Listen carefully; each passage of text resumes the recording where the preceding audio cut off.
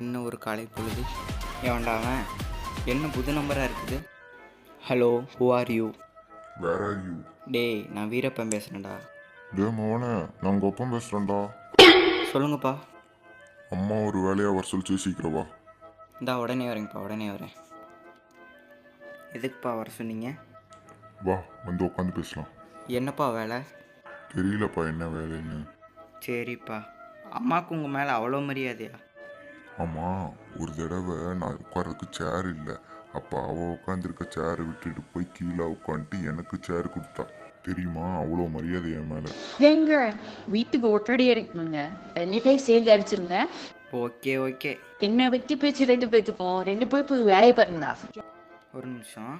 போடான்னு சொன்னால் என்ன மட்டும் போக சொல்கிறாங்கன்னு அர்த்தம். போங்கடான்னு சொல்கிறாங்கன்னா என் கூட யார் இருக்கா? ஒன்றும் இல்லை, நல்ல மரியாதை.